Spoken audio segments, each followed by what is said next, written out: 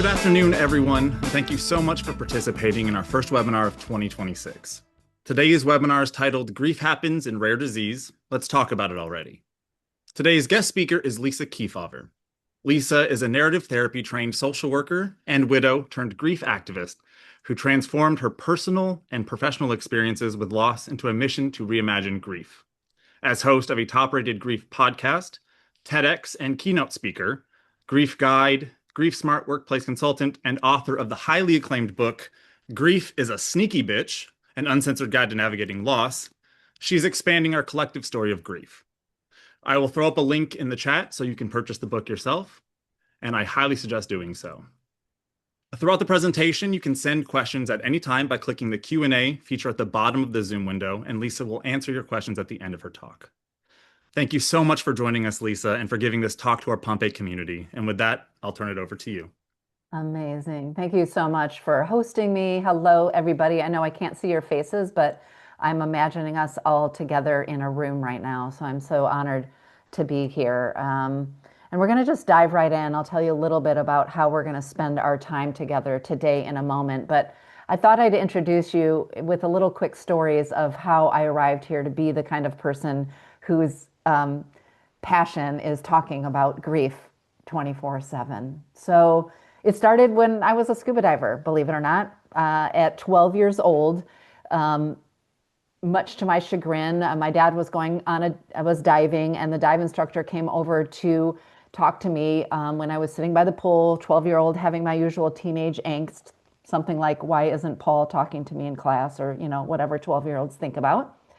And he said, do you want to go diving with your dad? And that was the first time. I have never been a heck yes person. It didn't occur to me that I was somebody to do that. But for one reason or another, I found myself suiting up, as you can see in this circa 1982 dive wetsuit, tank on my back, and ended up doing a 50-foot dive in the Pacific Ocean. And one of the instructions from the scuba master is dive in and breathe deep. And that really became to set a part of the motto of my life early on, was this idea that you can just dive into life, that you just, leap off the edge, take a step. And that instructions are really helpful and meaningful when you choose to dive into something, an adventure like a dive trip. And that's what I did, that, again, 12-year-old version of me. And just let me give add shout out to Sun In. If anybody is my age, remember the product Sun In. That is why I had orange hair at the time. But that orange-haired little girl, I think, allowed me to start to become somebody who took great chances in life and was willing to do that. But there was a third part to that lesson that I didn't really learn until later in my life, until some of the most difficult things happened to me. And the third part of that is buddy breathe when necessary. So I became, because I was willing to do something wild and crazy like diving as a 12-year-old, I ended up quitting my job in my early 20s and becoming a social worker, a passion that I had had for a long time. I had a sustained meditation on holding space and bearing witness after experiencing something tragic in my youth, and wanted to do that as a service to others in the field of my work. And along the way, I happened to meet an extraordinary man, and his name was Eric Keefauver, and it was another moment where I jumped off the ledge and found myself in love with an incredible man. But as I went on to be in love with him, start a family with him, and serve as the clinical director for a large nonprofit. And over the course of the year, my husband became extraordinarily unrecognizable physically, cognitively, emotionally, mentally, going from doctors to doctors and getting no answers, being told it was a mental health issue. And just 2.5 weeks after they finally ran an MRI, which took them over a year to do, he died in my arm from a grapefruit-sized brain tumor that had been undiagnosed all along. And at 40, I found myself getting up out of his hospital bed and going home and telling our 7-year-old daughter that her dad was dead. And that's when I knew that they needed this third part of the instructions, right? We can't do this life alone. We need to buddy breathe. You never go on a scuba dive trip without somebody in case you run out of air so that you can share your air. That's what buddy breathing is. And so I use that metaphor for all of us in life. Yes, we dive in. Sometimes we're shoved in. We always want to breathe deep, but we never want to do it alone. But at this time, I also discovered that there was something that not just that the social work profession was missing, as was the larger culture, and that was a real understanding about what grief was. Even though I worked for extraordinary humans who were also social workers, I was called back to work 2 weeks after my husband died to serve the organization. And it's when I got back and started to hear all of the cliches, the move on. You're young. I heard at my husband's memorial service, "You're young, you'll find love again," from a gentleman who thought he was being helpful. And I became really curious about the universality of grief and the extraordinary harm that was happening in our to everyday individuals, including my clients that I was serving, who were navigating foster care, adoption, public housing, mental health issues, refugee resettlement, illness, cancer. I worked in every kind of population, which means, as we'll talk about later, I was working with humans, which means I was working with grief. But I recognized that we culturally, systemically, are extraordinarily grief illiterate, and that I needed to take my speaking skills, my writing skills, my skills as a therapist to change.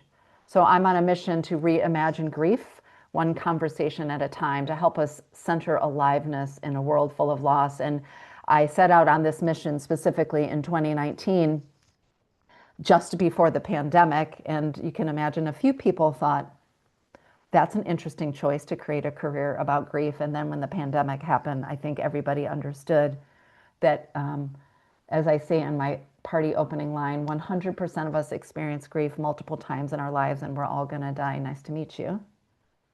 I do get invited back to parties. I'm going to let you know that. Believe it or not, shocking. But also, it's actually when we turn, I believe, when we turn towards the truth of grief and turn towards the truth of our mortality and to our suffering, that we can actually be present to our aliveness and to our joy, to our compassion and our kindness. And so I've been on this mission that's taken the form of, as I said, speaking, and Matthew introduced in the beginning. I've been hosting my podcast, which is also called Grief is a Sneaky Bitch, since 2019. I've just started season 7 this past month. I work with individuals one-on-one.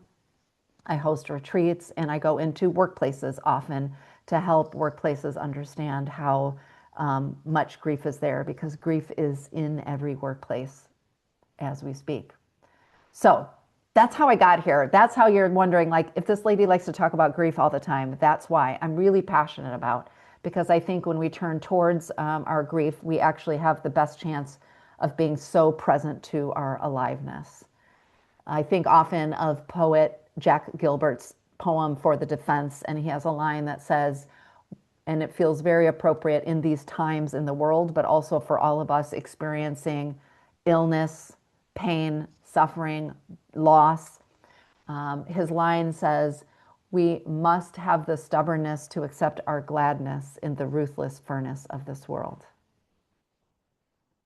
And that's my hope, is that by the end of our time together today, that you will see that actually learning to be a companion to your grief, to recognize your grief, to make space for it, is actually what allows you to carry it, and to be present to joy, and to be present to awe in moments. And that to be present to awe and joy in moments is what allows you to carry your grief. We usually try to choose one or the other, grief or gratitude. And my invitation today is you don't have to choose. In fact, you can't. We can't choose. It's not a path forward. So, as Matthew said, I'm a narrative therapy trained social worker, so I've seen how much words matter and words make worlds. So we're going to dive into what are the current cultural stories of grief, and I would call them singular and harmful stories of grief. My TED Talk was called Why Knowing More About Grief Can Make It Suck Less. And I really do believe that knowing the current cultural narratives of our grief matter. And then I'm going to help us expand our grief story, helping us shift our perspective so that we can understand what grief really is. And that is going to allow us more ease and the tools and skills we need to navigate it, which is also what we're going to explore. Just a highlight of some of the skills and tools that I've used with clients over the past few decades and that I've used myself. By the way, everything I say today is not from just a clinician standpoint. This is from a lived, walked experience as a widow, as someone who's had a friend die, as someone who's recently survived cancer myself. I speak also from what I walk. I walk my talk, as they say. And then I want to make space for the questions that you might be having along the way. So that's what we're going to cover in our time today. As a narrative therapist, I've thought long and hard about how is it that we've all come to hold what I call grief beliefs. These are the beliefs that we have about what grief is or isn't. Moreover, it's usually the beliefs that we have about what grief, and I'm going to use air quotes here, should or shouldn't be or feel or look like. We have beliefs about every manner of things, from marriage to work to all kinds of things and cultures. But most often our beliefs go unexamined. So starting in 2019, with each of the podcast's guests on my show, but also when I taught grief and loss at the University of Texas in Austin for many years, with the clients that I work with individually, I started asking us to uncover what our grief beliefs are. So I've asked these 4 questions every time. If you listen to my show, you'll have heard my guests give their answers. What's your earliest memory of loss? And that might not be a death loss, as we're going to cover today. Grief comes from all kinds of losses. How are the adults in your life modeling grief? So that means what were the explicit behaviors and messages and the implicit behaviors and messages? What do you think that taught you about grief and what it, again, air quotes, should or shouldn't look like? And then the most important question we ask ourselves, is each of those beliefs useful, helpful, harmful? We can't change our grief-illiterate culture or our own relationship with grief until we begin to examine and make visible the beliefs that we hold that might be harmful or getting in our way. So this is what I do at the individual level and at the organizational level, and even as an activist sort of writ large in the world, helping us interrogate our grief beliefs, because my experience in Western culture, at the very least, I would say, is that the beliefs that we hold are actually causing us unnecessary suffering. Grief is hard. There's no way around that. But we suffer unnecessarily because of the stories that we tell about what grief should or shouldn't be or feel like. So it's important to understand the stories that we tell ourselves. We were talking off air ahead of this about the stories we often tell ourselves. Usually that's in the form of our inner narrator. And if you read my book, I've named my inner narrator Lucille after Lucille Bluth from the TV show Arrested Development. But why does that matter? Well, humans are storytellers. Our identities and our experiences and who we think we are in the world are shaped by the stories that we tell of the experiences in our events. It's not that an event happens and it has meaning. The meaning is made through the stories that we tell ourselves, about ourselves when we're talking to other people, and then the story that other people tell us. And that's, for example, those stories that society imposes on us. And currently in our culture, the story of grief is problematic. Now, in contrast to that, I came up with a metaphor many years ago to help, because metaphor in poetry helps us get at complex notions that otherwise are too difficult to wrap our minds around.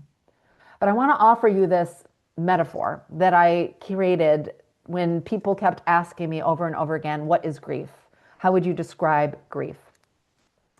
And of course, being a narrative therapy trained social worker, mine has to do with story. So it goes like this. Our lives are created by the stories that we tell of our experiences.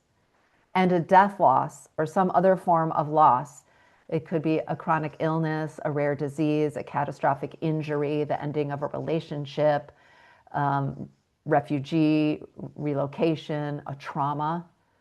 It's akin to the manuscript of our lives being torn to shreds and then handed back to us with no instructions on how to live our lives. And grieving is the process that we move forward with as we rewrite and live into this emerging story of our lives. Now, this metaphor is powerful in a couple of ways. One, it helps us understand that grief, as we're going to explore later in our time together today, comes from so many sources. It's not something that we can or should avoid in life. But it also helps us begin to understand the complexity that grief is lifelong over a profound loss, that it's a part of who we are. It's not a chapter that we turn, close the book, and never revisit again. And that we're always changing and emerging and taking on new experiences, making meaning and telling stories of them. I often say to people when they feel the pressure to sort of close the book on their grief because people tell them to move on, I say, you would never read a great book. And when you get to chapter 3 and the hero does something new, they change locations or physical appearances, or they change relationships or where they live, you would never be asked to forget what happened in chapter 1 and 2. What happened in chapter 1 and 2 very much shaped who this hero or protagonist is in chapters 3, and so on and so on. So we need the story of our lives. We need to be present to the emerging story of our lives. Now that goes in contrast to our current narrative of grief, which goes something like this. Grief happens when someone we're very close to dies. We feel sad, maybe angry just for a moment, and only if we were very close to the person. If we must, we seek a therapist so that we don't get our grief on other people. Then we get back to work because it's good for us.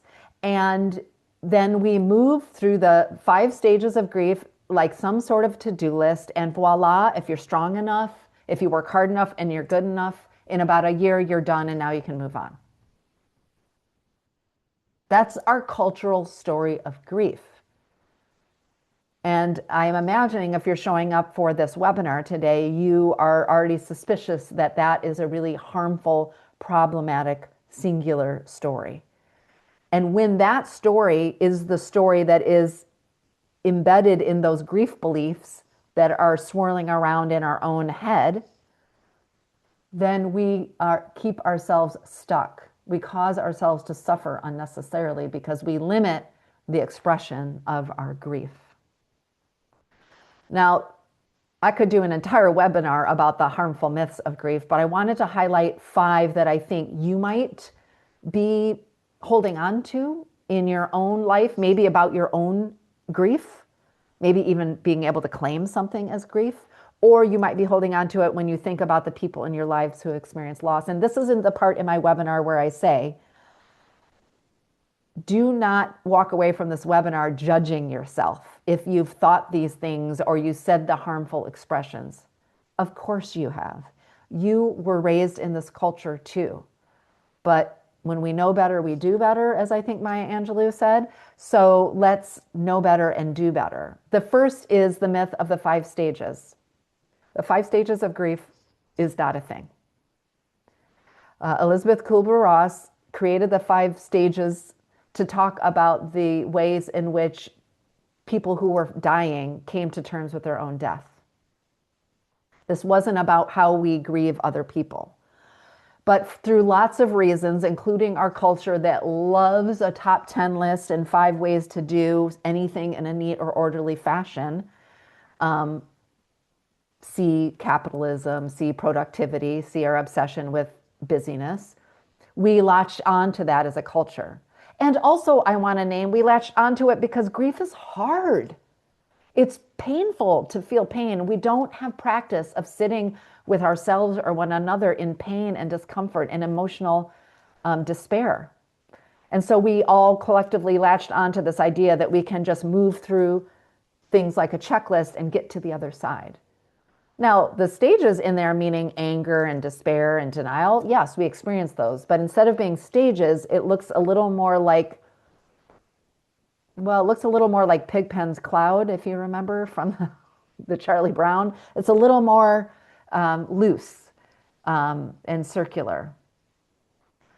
Grief stays the same, but our lives grow bigger around it. Okay, so that's the difference in shift. I think a second harmful myth that you may experience right now as a griever, I imagine you may, for those of you who are joining who are experiencing a rare disease or some other kind of illness or injury, we have a culture of not talking about things. And one of the harmful myths about grief is that we, the grief supporter, shouldn't bring up the person's name or talk about it because we're going to upset the griever. And we also have the harmful myth that we, the griever, shouldn't talk about, let's say, our person if it was a death loss or our disease or the abilities that we've lost as a result of a disease because we're going to be a burden or bum other people out. And I just want to squash that. We know scientifically, but we also know from our own lived experiences that part of how we move forward, part of how we metabolize our grief is being able to process and talk about it. My husband died 14 years ago, and I still talk about Eric, and now this group of people knows Eric's name too, right? That doesn't keep me stuck in the past. The third is, and we're going to dive deeper into this when we look about what the real story is, but the third is that grief is just emotional and that the only emotion is sadness. We're going to dive deep today into the fact that grief is emotional, physical, cognitive, relational, and spiritual. And among the 72 emotions, I think, that Brene Brown identified, we can experience all of them, some at the same time. So it's rage and sorrow and regret and longing and even joy and gratitude. And yes, we can experience joy, grief, and gratitude at the same time. Fourth, that we are supposed to be done in a year or some amount of time and that we move on. We don't move on. We move forward with grief from a profound loss is a companion in our lives. The intensity and frequency of our experience of grief typically can soften over time, but it doesn't end. There's no over it right now. And the fifth, probably most harmful myth, and this particularly is a myth that we hold when we show up as grief supporters in somebody's life. That might look like a family member, that might look like the doctor, that might look like the counselor, sometimes, unfortunately, therapists who are not grief trained, is the false assumption that grief is a problem to be fixed.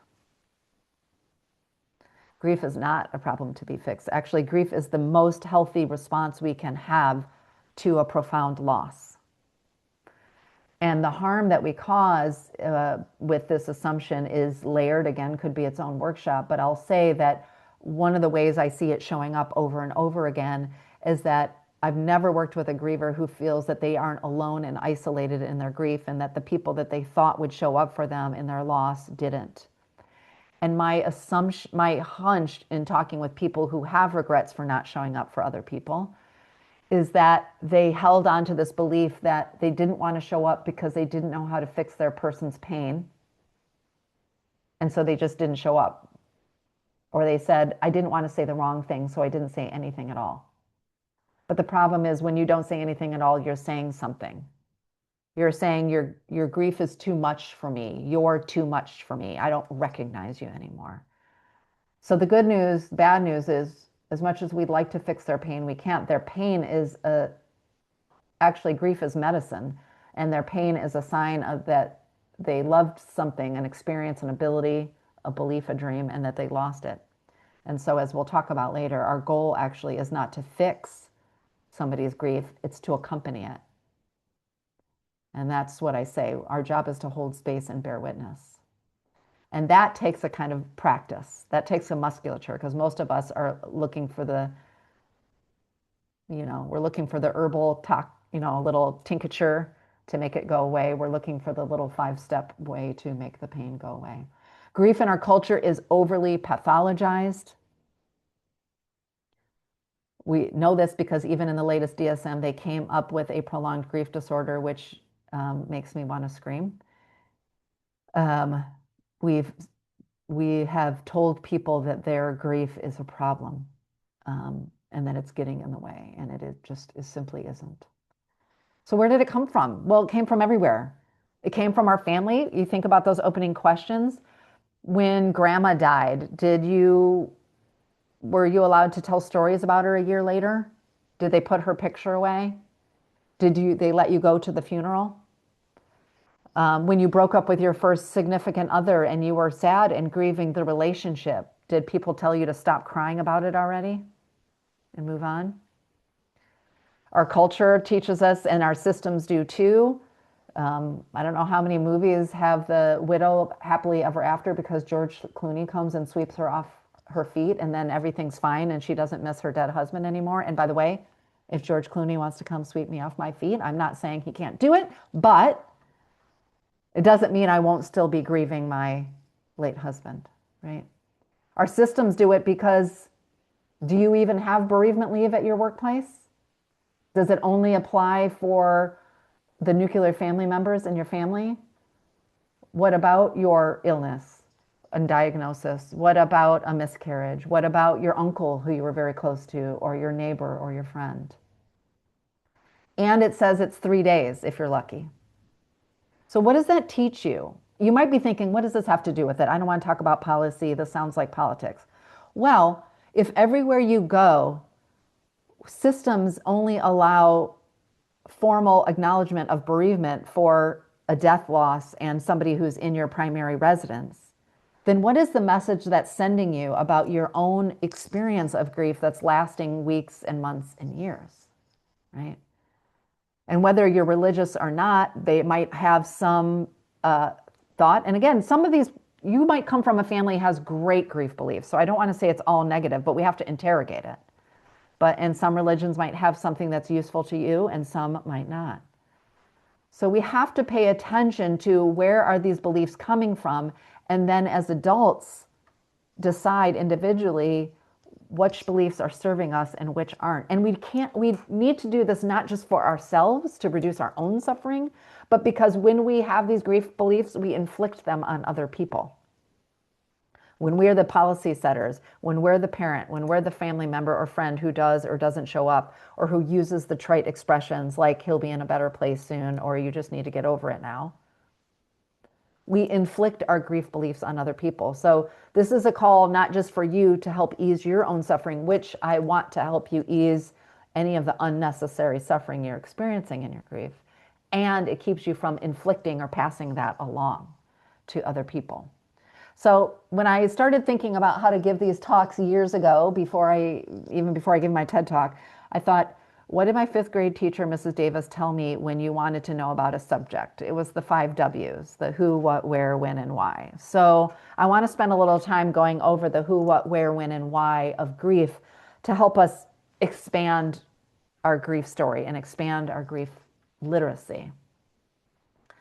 So the question, of course, comes up, who experiences grief and who do we grieve? Well, who experiences grief? As I said before, every single one of us. 100% of us grieve various types of losses multiple times in our lives. And when it comes to a death loss, the answer to who do we grieve? It can be anyone. And it could be anyone or anything or any place. So we can grieve people that we were the death of people we were close to. We can even grieve people that we were estranged from. We can grieve the places that we've had to leave, the homes, the countries. We can grieve the versions of ourselves that we were in before the diagnosis. So we might be grieving versions of ourselves prior to our illness. Or we might be grieving the versions of the parents that we thought we were going to be. We can be grieving the versions of our hopes and our dreams that maybe our illness or our injury or this loss is going to prevent us from being. So we can grieve people who are living as well. And we're going to talk a little bit about anticipatory grief and ambiguous loss. So we grieve people who are still living and we grieve people in death. Right? And what do we grieve? Well, we grieve the known, the certain, the connections, the meaning we've attached to the stories that we tell about our lives. That means grief takes on various forms. Anticipatory grief is one you might be experiencing yourself today. I don't know that I know an adult who isn't experiencing that. That might be if somebody or yourself in your life is experiencing a critical or a terminal diagnosis. It could be the aging of an older parent who you're anticipating their death coming sooner or later. We can experience anticipatory grief of our own death too. So for those of you who are living with a terminal illness, part of what you might be grappling with is the grief over the life that you won't get to leave, the life that you will be leaving behind, the people, the relationships, the experiences. Another form of grief that I think is probably very present in this community, but is present in so many ways for so many of us, is ambiguous loss, which can take a few forms. Ambiguous loss happens when someone is cognitively distant but physically present. So that might be dementia, Alzheimer's, some kind of neurodegenerative disease, where they're not the person they once were. They perhaps don't remember you or can't function in the way they can. That can also happen with addiction, by the way, or other diseases. It also can happen when someone is physically distant, but very much still close in our hearts and minds. So that can be grieving somebody that we are separated from in relationship for whatever reason, whether it was by choice or by not. Could be somebody who's deployed, imprisoned, overseas. Grief also happens in maturational phases. Grief can happen, as I will touch on again and again, we can even grieve the things that we choose to leave. We even grieve the ends of relationships, even when we were the ones choosing to leave it. The thing about the forms of grief that's important to understand is that we can be experiencing one or more at the same time. And the reason that I bring them up is because I think too often, again, culturally, we deny ourselves.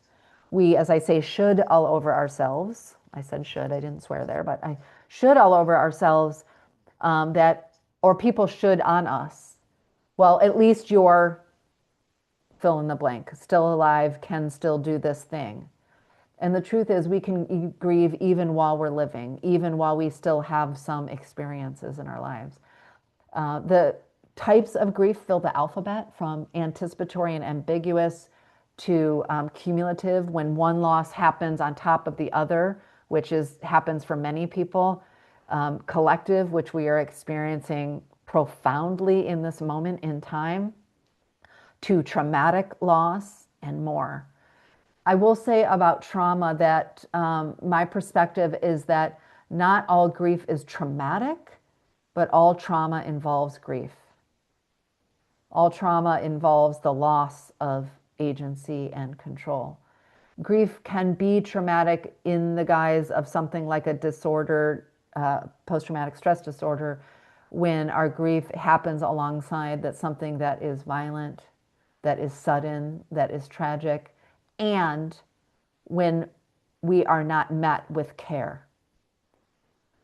So you may know this about trauma, for those of you who are clinicians or experienced or just know this personally, is that two people can go through the same experience and one might end up with a traumatic stress disorder and one won't. And it has nothing to do with the weakness or personality or character of the individual. It has to do with whether their trauma was met in safety with care by individuals, both professional and personal. So our grief can take on many forms and come from many sources. So the question of where does grief come from? And then there's a second part that I think I'm going to spend a little more time on in our time together today, is where does grief go? Because I think that, again, is a place where we often misunderstand. And then the resources and supports that we bring forward, both for ourselves as grievers, but as providers, maybe of nonprofits or care providers, we don't end up offering it to other people.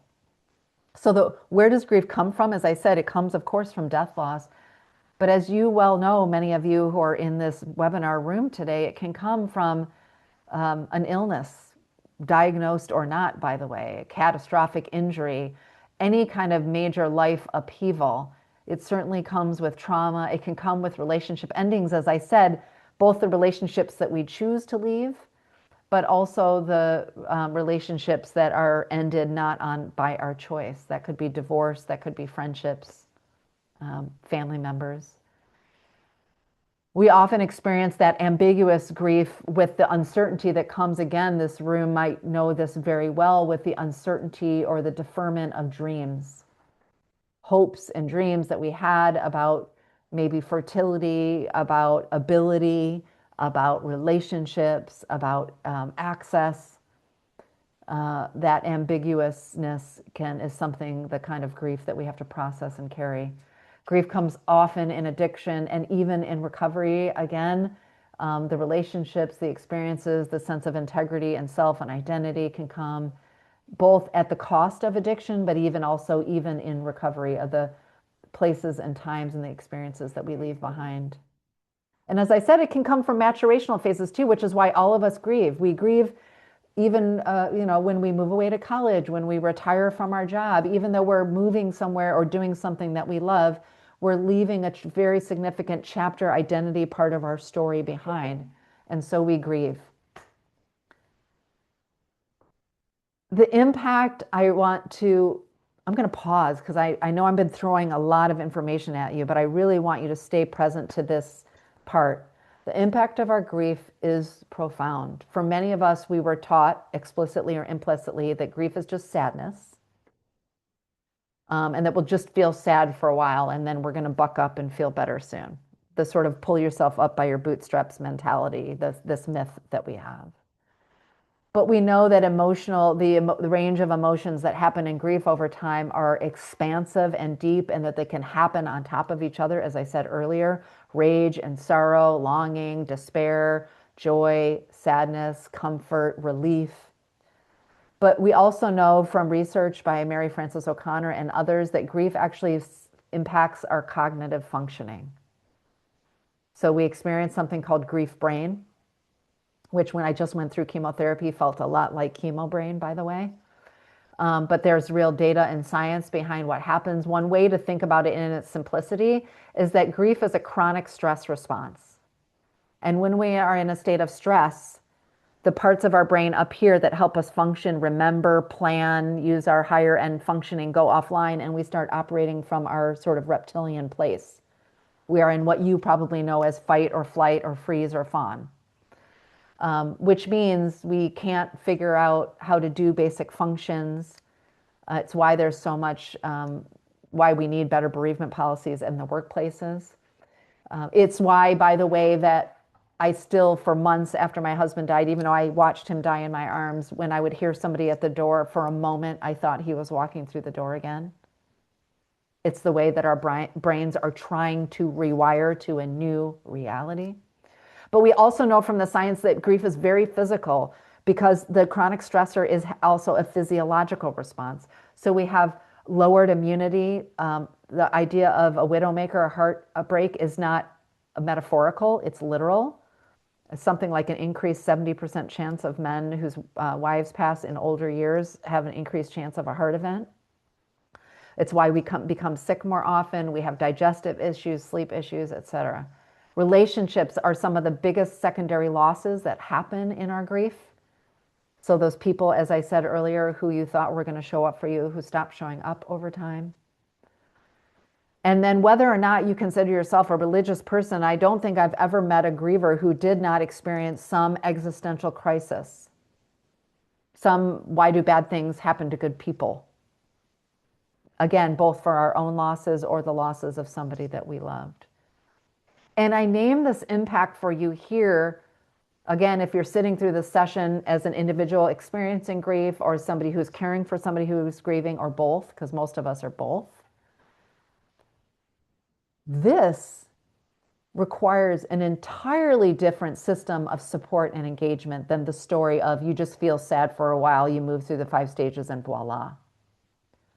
So when someone asks me, where do I start? How do I help the grieving person? We start with, how can we help them get better sleep and hydrate their body and move their body? How can we help them have a place to hold their emotions and learn techniques to regulate their emotions so their nervous systems are better? How can we help them set up systems of calendar reminders and automatic payments so their grief brain doesn't have to work even harder than it's already working?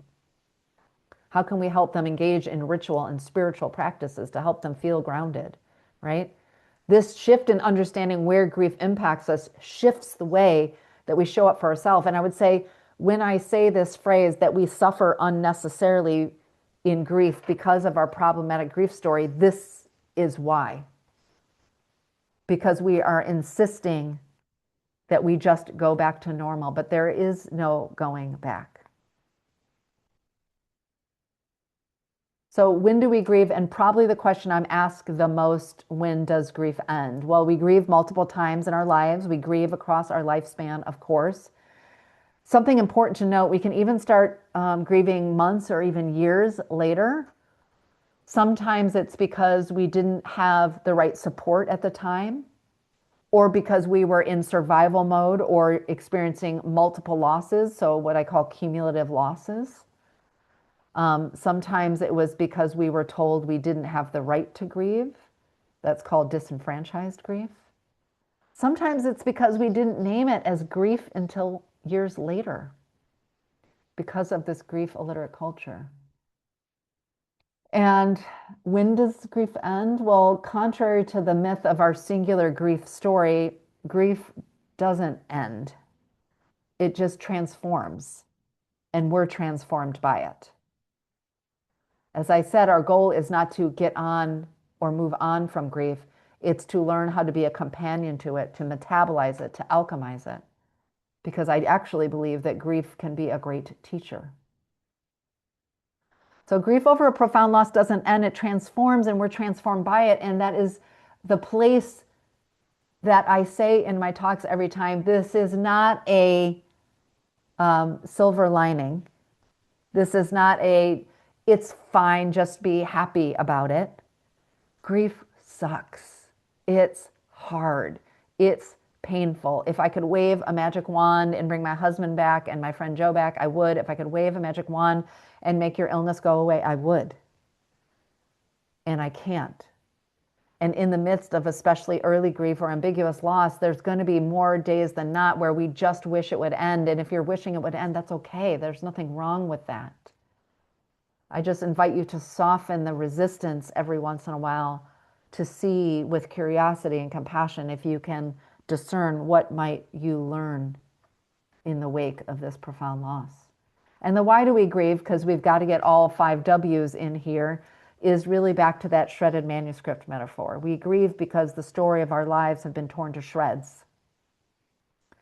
And part of how we are finding our way back to community, to belonging, to rediscovering who we are, this new emerging version of ourselves, is we're sort of in the dark, which is why grief feels like you're in the dark. Yeah. So we have this expanded story of grief that helps us understand our lives in this context of all of the experiences that we have. So we're remembering that our life story includes people and relationships, abilities, dreams, a sense of home. And part of what we are doing is rewriting and editing and rebuilding that story.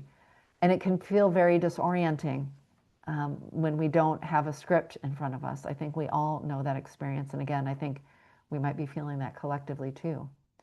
So as I begin to wrap up so that we can make sure we have questions, I want to spend some time to think about how we then support, how we touch on those places in grief. Well, reminder again, if you are sitting here today as somebody who works with humans, then you work with grief. And if you work with grief, you also remember that you're a human too. So when you are hearing everything I have today and reading the handout that I'll share after today's session, if you read my book or decide to listen to my show, I want you to remember every time you're thinking about this in service of maybe a loved one who's going through something, I want you to also be practicing us ourselves, because the best grief supporters are the people who are doing their own grief work, meaning figuring out how to be with their own grief. And the people that cause the most harm are the people who haven't tended to their own grief. So it's not selfish to tend to your own grief. It's actually a generous act. So you might begin to think today about the stories you're telling yourself about your grief, or maybe the grief of your clients, or about those that you love, inviting you to think about some of those beliefs and whether you might be wanting to think about learning how to practice to set them down. So some key skills I want to close our time with today that I want you to think about, and I want, for now at least, to put the hat on of you as a griever, right? I think first and foremost, we have to untangle the pathology. Grief is messy. There is no 5 stages. There is no calendar. You are not going to feel progressively better each week. On the arc over time, yes. But day to day, week to week, month to month, no. That does not mean you are broken. It actually means you're very much alive. I think of grief as evidence of our aliveness. Okay. Tending to all the domains. And when you are ill or exhausted by grief, doing anything is so difficult. And this is where I circle back to that buddy breathing is necessary. You wondered, where did that scuba diving story have anything to do with anything? Just because I like talking about scuba diving. I hope for you that you have people in your life, personally, in your religious communities, in your regular communities, in your clinicians, social workers, counselors, community members, who are showing up saying that very unhelpful thing, let me know if I can help you, which don't do that. Don't say, let me know, just do something.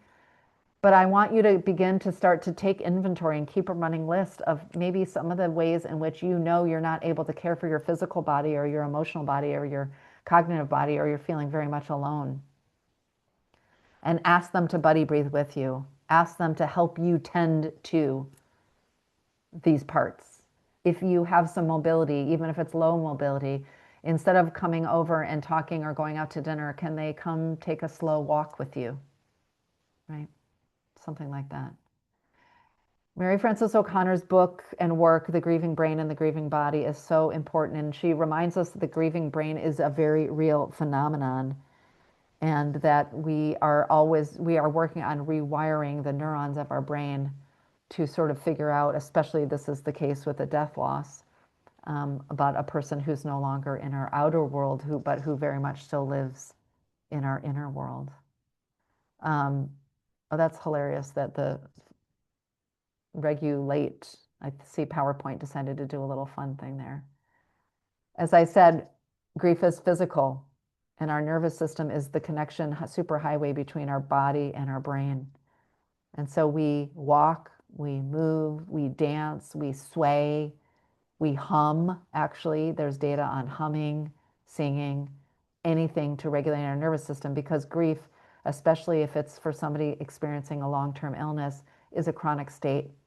And so this is not a one and done. This is something we regulate. We're not meant to do this alone.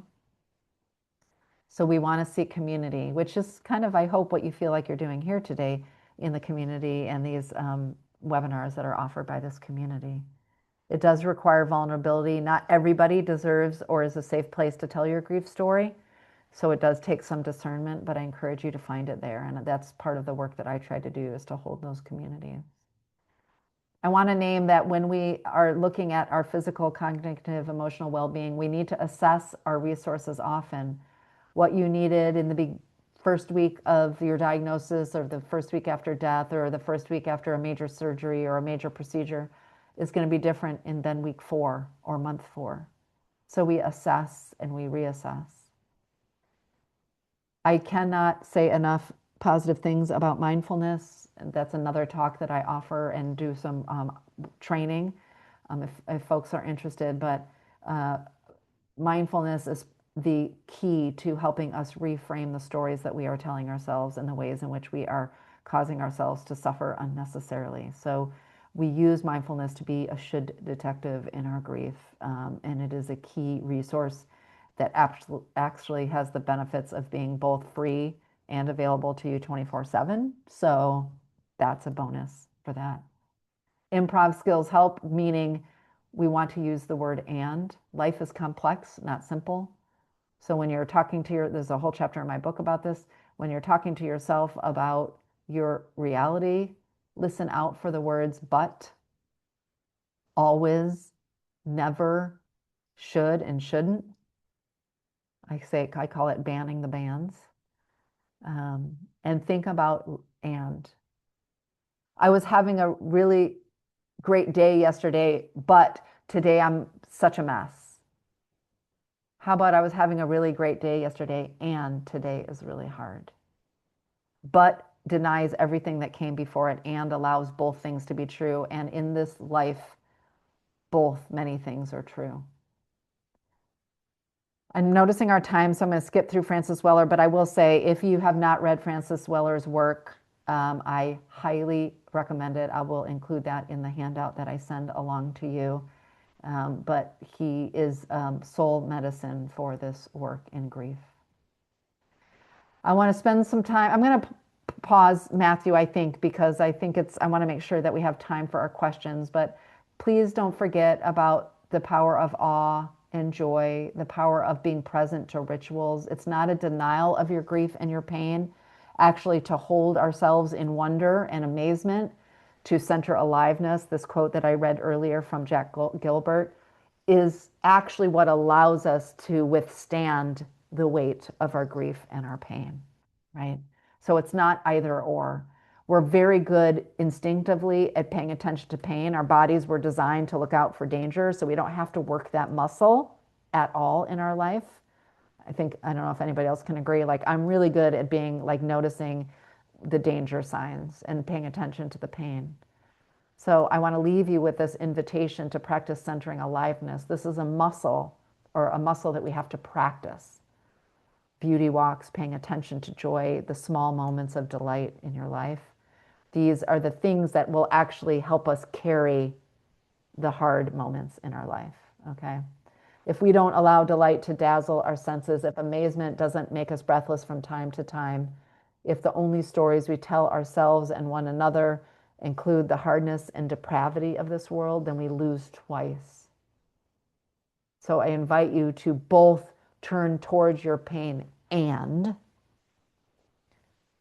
pay attention to delight.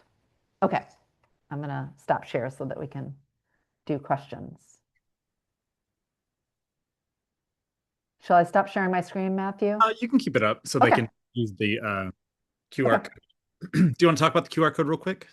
I think I made that QR code to my book. That would be a good question if I paid attention to the bookshop.org. So Grief is a Sneaky Bitch is available on, I always tell people, buy it at your local bookstores, please. I love the local independent bookstore. If not, bookshop.org. If you need to use Amazon, you can use that as well. I also audio recorded the book. So if reading feels too hard right now, which it did for me in my early grief, then you can listen to me narrate the book. And then the other links are just ways to work with me if you need me.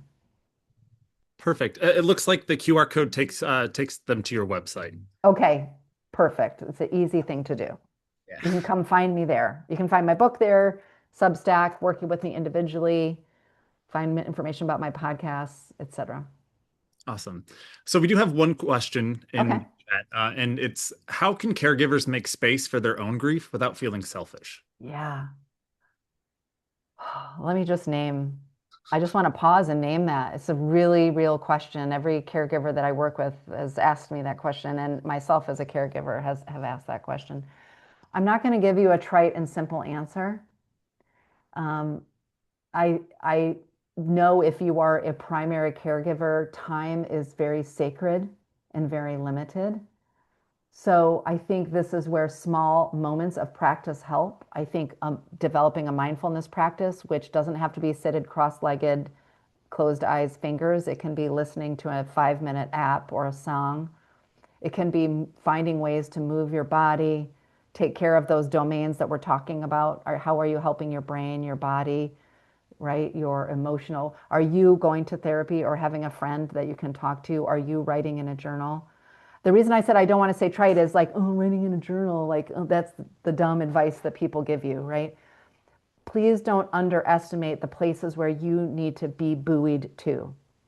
So whether it's finding places for your caring for your mental health, your physical health, your relational health, whether it's asking for help. If you're the primary caregiver, in some way, can you allow somebody else to step in for a hour once a week or a day or a month?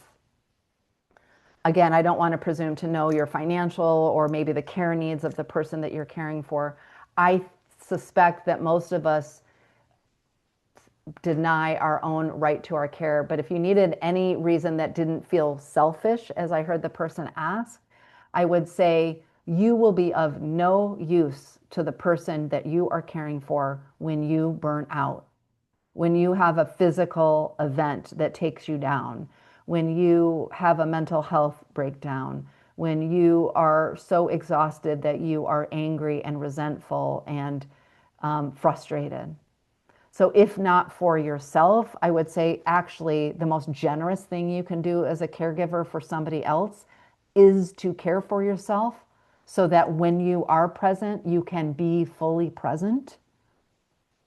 You can be fully present with the most amount of your care. Again, I don't say it tritely because I know, there's a lot of different reasons that we can struggle to have take a break. And I know from both personal experience and the experiences of the hundreds of people that I've worked with as been caregivers over the years, in the long run, the gift is actually to the person that you're caring for. Yeah, Yeah. I hope that helps. No, it does, absolutely. And in your book, you did mention that you can't pour from an empty cup. Yes, So, yes, yeah. exactly, exactly. And so that's the other thing I would say. I'm just going to add one more thing, Matthew, is that um, you might play around with what it looks like, but my other invitation to you is that you find something that's sustainable and ongoing. So, well, I took that one day off, so I should be fine. But you can't just go to the gas station and put in $1 of gas on your car and expect to be able to drive across the country again. So when you think about refilling your own cup or making space, which by the way, sometimes is positive activities and sometimes it's just allowing yourself to go cry somewhere or rage or scream. But whatever it is, the release, the processing, the showing up for your own grief has to be dosable and moderated and available enough so that you're not immediately going back to depletion. So my invitation would be to find some cadence that is accessible to you, and maybe a variety of things that tend to different parts of your grief, and then try to build that into whatever system that you have going. Excellent. Yeah. Thank you for that. So we have a comment. It's not a question, but Yeah. Haley Hayes wanted to thank you for your talk today. Oh, She yeah. says she Thank will you. be starting school in the fall to get her bachelor's in social work, and she just wanted to mention Go that. social workers. What? Uh, Thank you. One more. I think we have time for one more. As Okay. an introvert, I self-sabotage seeking help for sounding either weak or to someone I'm close to or look up Yeah. to, or Yeah. fearing judgment from people who I think are dealing with something more heavy than myself. Do you have Yeah. any tips for overcoming apprehension to opening up dialogue? Yeah. Oh, I really see you in that, and hear you in that. And I do want to name that not everybody is a safe person for our grief, but I will say there is no grief Olympics. We don't need to be in competition. There's an ocean of compassion for all of us, and we all experience grief. So I think when I say tips for starting somewhere, think first about who is this person? Have they shown you their own vulnerability? Have they shown you that they can listen with care? Like don't just willy-nilly open yourself up to people. Um, and then I think you might even start there somewhere like, hey, I wanted to talk to you about the fact that I'm really struggling, but it's really hard for me to do that because I have this internal story that it's weak to ask for help. But would you be open to listening to me talk about what's hard for me right now? Like, what if you named it for that person? I think could be a great place to start. Again, a person you trust. And I will say, and I'm not just trying to, encourage you to do one-on-one work with me. It could be anybody, but that is where I think there is some value in working with a grief guide or a therapist or somebody else who you don't have to worry about them feeling like you're a burden or that you're weak. This is what we do. So if you're not ready to step into talking to somebody in your personal life, that maybe feels, although I would encourage you to, of course, But finding somebody like myself or a therapist or somebody who works in the grief space would be another place to hold. We're here to hold it without any judgment. So that's another offering. Excellent. Yeah. Lisa, on behalf of us here at the AMDA and the Pompey community, I just want to thank you from the bottom of my heart again for volunteering your time with us and Yeah. giving a profound talk today. Awesome. Thank And, you so much for having me, everybody. I really appreciate it. and with that, this concludes today's incredible webinar. Thank you for participating, everyone, and we'll see you next time. Bye. Bye.